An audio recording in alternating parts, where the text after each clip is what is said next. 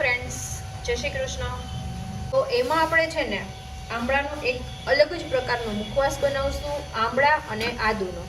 બરાબર છે. તો આમળામાં જો આ જરા તરા ડાઘ હોય કે એવું હોય ને તો બી ચાલશે, કારણ કે આ જે હોય છે ને પાનનો ડાઘ હોય છે એટલા માટે. અને એકદમ છે ને ફ્રેશ આમળા તમારે લેવાના છે.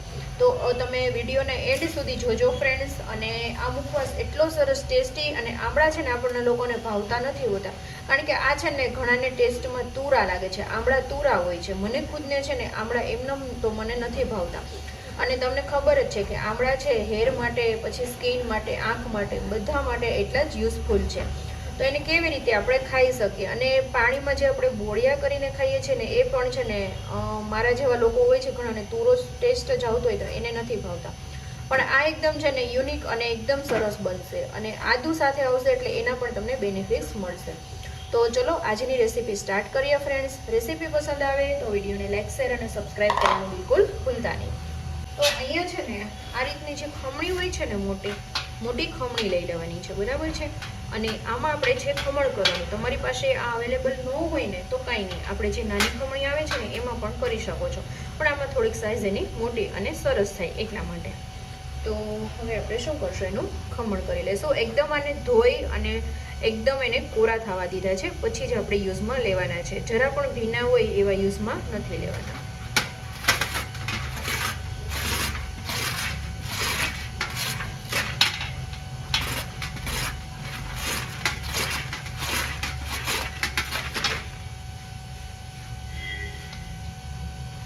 જુઓ તો અહીંયા છે ને આમળા આપણા 1 કિલો છે ને ખમણાઈ ગયા છે. આ રીતના છે ને એનું મોટી ખમણી હોય ને એટલે મોટું સરસ ખમણ થાય, અને ઝીણી તમારી જે રેગ્યુલર ખમણી હોય ને એમાં છે ને નાનું ખમણ થાય એટલા માટે. તો આપણે છે ને હવે આપણે આદુ ખમણવાનું છે. તો 1 કિલો આમળા સામે છે ને 100 ગ્રામ આદુ લેવાનું છે. અહીંયા છે ને મેં 100 ગ્રામ છે ને આદુ લઈ લીધું છે.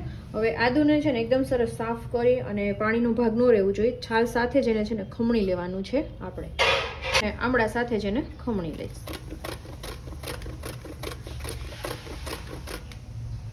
અને જો તમારે છાલને રિમૂવ કરવી હોય તો કરી શકો છો.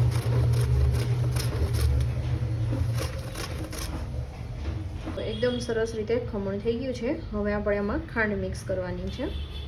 અહીંયા એક મોટું તપેલું લઈ લીધું છે, એમાં મેં ખાંડ એડ કરી દઈશું. અહીંયા આપણે 1 કિલો આમળા છે, 100 ગ્રામ આદુ છે, તો એની સામે છે ને 1 કિલો આપણે ખાંડ લેવાની છે.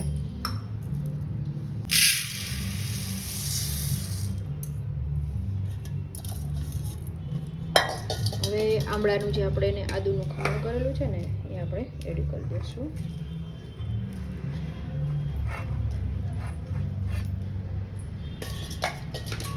થોડું થોડું લઈને આપણે મિક્સ કરી દઈશું.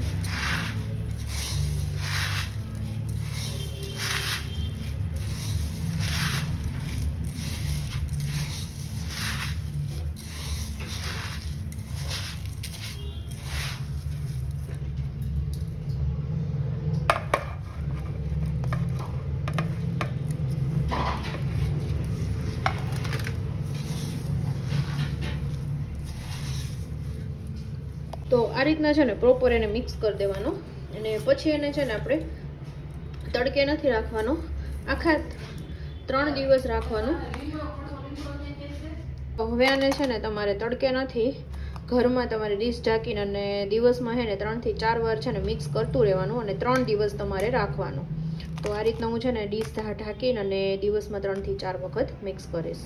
તો ફ્રેન્ડ્સ આ છે ને 3 દિવસ રાખી દીધું હતું, અને જો એકદમ એનો રસો છે ને થઈ ગયો છે. હવે આ રસાને છે ને આપણે નિતારવાનો છે. 3 દિવસ મેં કીધું એવી રીતના મિક્સ કરતું રહેવાનું. તો હવે આપણે એનો રસો છે ને નિતારી લેશું. રીતના છે ને ચાયણી અને નીચે છે ને આવી રીતના, એટલે કે ચાસણી છે ને એમાં ઉતરે, અને ઉપરની આ રીતના ચાયણી છે ને ગોઠવી લેવાની, કે જે બધું છે ને નીતરી જાય રસો એટલા માટે. બરાબર છે. તો હવે આ વસ્તુને છે ને હું આમળાને નિતારી લઈશ. તમે કલાક એક રાખશો ને એટલે બધું એની ચાસણી છે ને એ નીતરી જશે.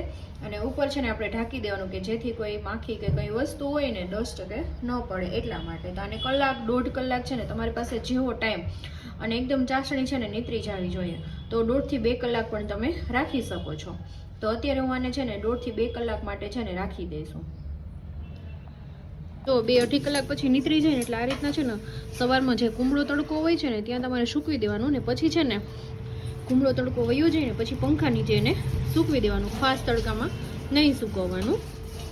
તો બસ હવે એને થોડીક વાર મેં કુમળા તડકામાં સૂકવું હતું, હવે બસ એને પંખા નીચે સૂકવી દઈશ એટલે 2 થી 3 દિવસમાં છે ને એકદમ સરસ રીતે સુકાઈ જશે.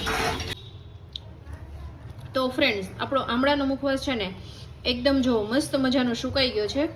3 દિવસમાં એકદમ સરસ રીતે સુકાઈ ગયો છે.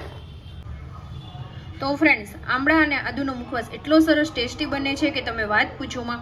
એકવાર તમે જરૂરથી આ મુખવાસ બનાવજો અને બહુ જ સરસ બને છે. નાના મોટા બધાને ખૂબ જ ભાવશે અને એકદમ સરસ રીતે ટેસ્ટી પણ લાગે છે. જે આમળાનો જે તુરો સ્વાદ છે, તુરો ટેસ્ટ પણ નથી. તો આઈ હોપ કે આજની રેસીપી તમને પસંદ આવશે ફ્રેન્ડ્સ. રેસીપી પસંદ આવી હોય તો લાઇક, શેર અને સબસ્ક્રાઇબ કરવાનું બિલકુલ ભૂલતા નહીં. તો મળતા રહેશું નવા કુકિંગ સાથે. ત્યાં સુધી જય શ્રી કૃષ્ણ, બાય બાય.